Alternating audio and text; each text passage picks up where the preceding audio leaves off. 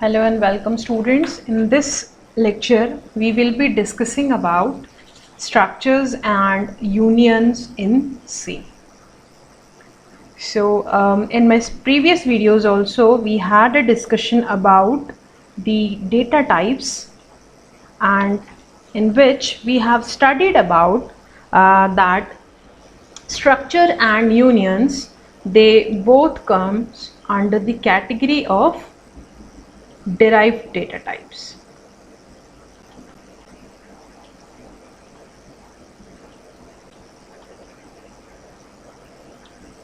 Right?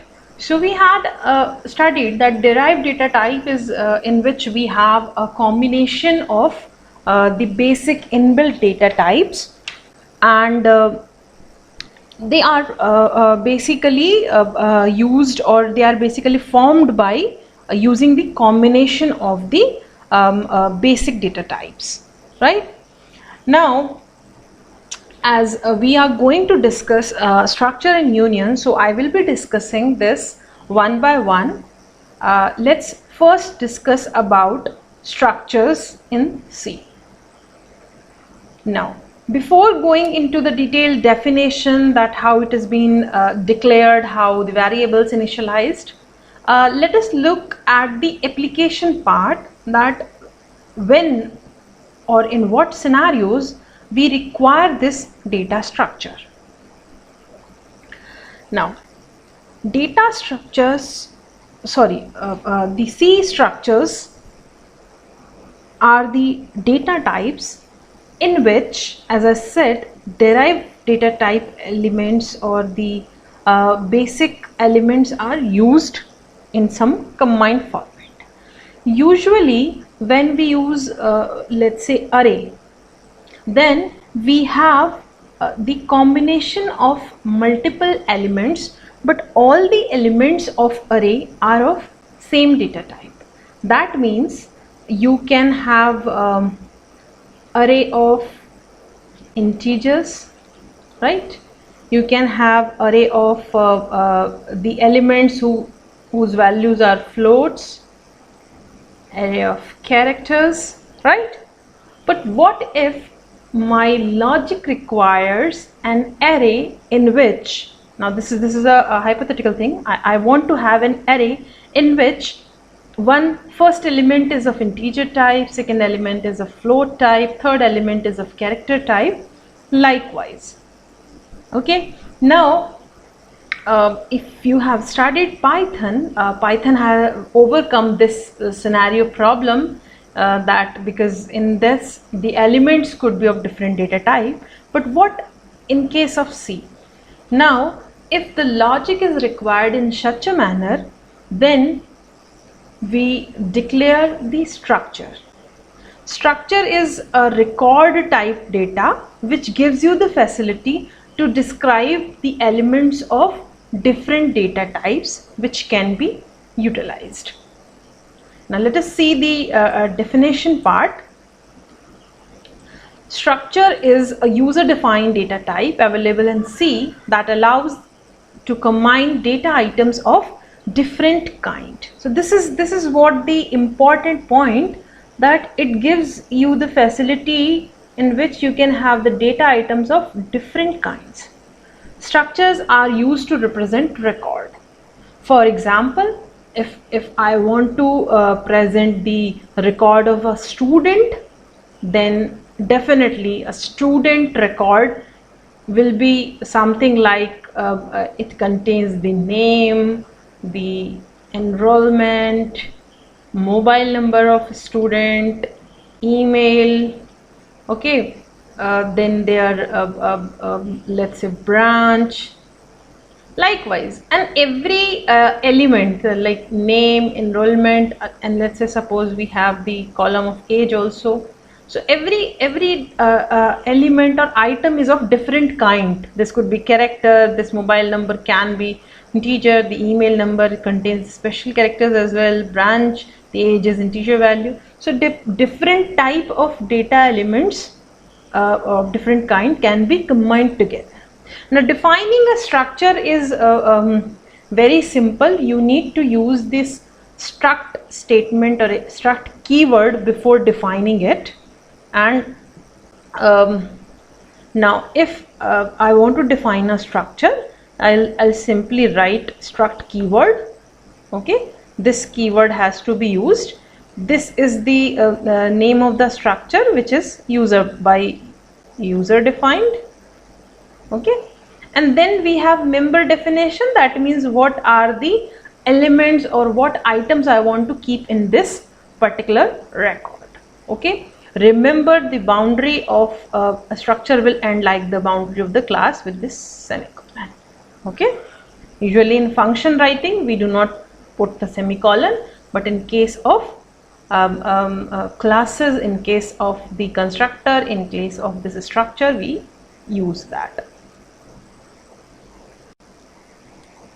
Now, as of now, when we have declared the structure, struct data type actually, so still there is no storage or memory allocated. We have only defined that, but still memory is not being allocated. So for that we need to allocate the memory of the given structure type and work with it. We need to create certain variables. Okay, so creating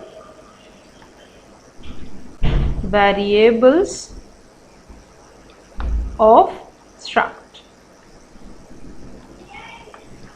Now for creating the variables of struct, let's suppose I just want to create a record of person, okay, of different persons. So I want to create, I will be using this struct, and I want to use for a person. Fine. So now inside this I will be writing my members as we have seen. So suppose I have taken character name, let's say 50 will be the length of the name, and then I want to have integer pin, like pin code for city, and then let's say salary of the person. Okay, these are three members in my structure. Now there can be this is the first type in which I have only declared the struct, and yet we have not created any variables for it. So for this, in our main program I will be writing integer main, and in main we will be having this struct. And okay, so now I want to define the variable, so I will be writing again struct keyword. And which structure I am talking about? I am talking about the structure person, and inside the person, let's say P1 is my one person, and P2 is my another person, and let's say P3 is my another person. Okay, now it may also be possible that this P3 also have an array variable which contains, let's say 20 elements inside this. Okay, it can also be possible. This can also be possible here. Now this is the way in which we create the variables, and once I create the variable, the memory location is now allocated for the structure. Okay, now once I have declared the variables, now we can have the access to the variable using like I have a person P1 with a dot operator. P1 dot, if I write P1 dot name, then I am talking about the name of the person 1, and if I write P2 dot let's say salary, then I am not talking about the salary of the second person. So likewise we can put the records, we can add the records, and we can access the records using this. Now this is the first task for you. I'm going to write over here. This is the first task for you, that I'm just typing over here, that write a C program using structure to hold the data of student record. Okay, now this is the first task. Stop the video over here and complete this task 1, in which you need to write a C program in which you declare a structure. The structure holds the data of the student record, and you decide whatever be the we have earlier discussed also, what could be the elements or the members of this structure. Then put the values in the structure and then try to print them. Okay, that's the first task. Pause the video here, and then once you complete it, then you watch the next hand of the video. Okay, hope in between we had a pause. You must have completed the task 1 using the structure. Now let's look at the other derived data type, which is union. Now union is a special data type. Again, it is derived one. Now the specialty here is that it allows storing different data types in same memory location. That means whatever be the, okay, first let's look at that. Declaration is simple. We will be using this union keyword like struct before. This is the keyword which you have to use, and this is the part, the name user can decide. This is user defined. Okay, now again in this also the member definition is kept here. Now the only difference that come across by looking at the designal aspect is that we have different data types, but they are using, or they are stored at same memory location, meaning that this particular will be stored over here, and once if I store the second one, the previous data will be wiped. Further, if I store this, then the rest two are wiped and this will be used. So the basic idea here is we generally use when we have a memory crunch and we only want to keep one memory location for all the data types, different data types, and at a time only once is required. Now you can simply think as the automatic washing machine, which comes with the 3 modes. I'm talking about the basic tasks like wash, rinse and dry. The same tub is used first to wash. Now when it is used for wash, the other 2 tasks cannot be done. So we only require one at a time. Then after wash, the rinse will start, and now wash is not required and dry will be done after rinsing, right? So the same tub is used for all 3 processes. That means like union, the same memory location is used by different data members. Okay, now again we had both the structure and unions are derived data type. We had somewhat declaration also similar, but the difference is that it uses the same memory location. Now you can define a union with many members, but only one member can contain a value at any time. Please remember this, only one member can contain a value at any given time. Okay, union provides an efficient way of using the same memory location for multiple purposes. Now I just want to show you the difference that if we are using union for the same record of data and if we are using a structure for same record of data, how it varies with the memory. Okay, so simple thing is that whenever we want to define the let's say the union with a variable, again if I have written this structure only, that means this is only the declaration part. It creates, but memory is not allocated. Memory will be allocated when we define the variables, right? So if I want to do that, I have to write union. Let's say this is my union. Let's say I'm just naming out here.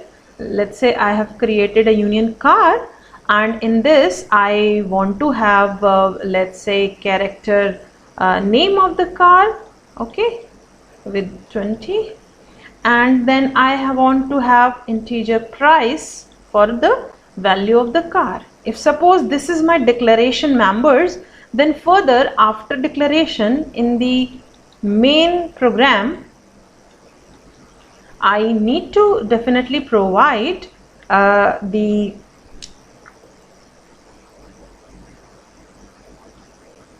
union car. I have to define that I'm going to take the variables, and then I have to define car 1, car 2 likewise, okay, and then I can write return 0, and now further I can access the car 1 and car 2 by using the dot method, car1 dot price, then car2 dot name, as we have done earlier in case of structures.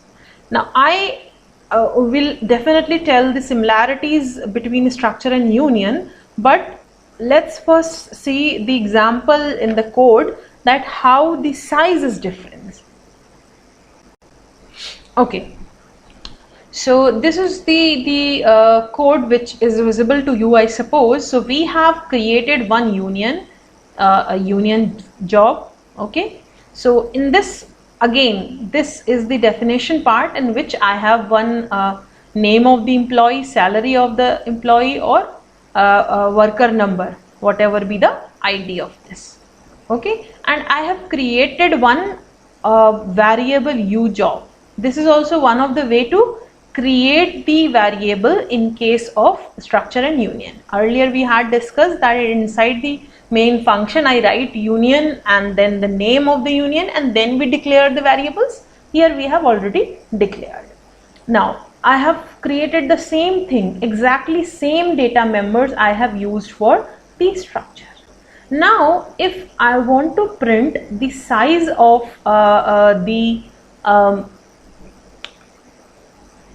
union and the size of the structure, so u job is for union and s job is for structure. Once I print the size of the variables, I can clearly see the difference that union takes 32 bytes and the size of a structure is 40 bytes. Now how come it is? Let's start with the structure part. This structure is having the character of length 32, then we have a float, and then we have a integer variable, right? Both take 4 bytes. 32 we have already here for character because each character takes 32 bytes. So the total memory size required for these three data members is 32 plus 4 plus 4, which is 40 in case of structure.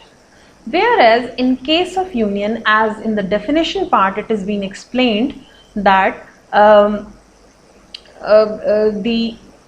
only one data member can store the data, can access the memory location at one time, the value of that. So for the ease in union, the maximum data which is acquired by any data member is allocated and all of them can utilize that.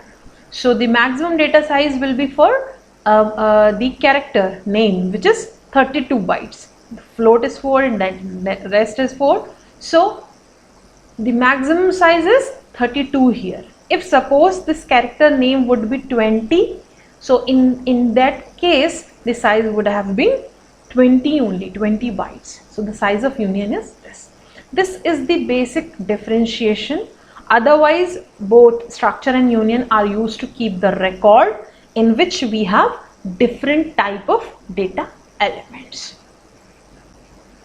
That's all in this video. We will see some more differentiation with another task in the later video. Thank you so much.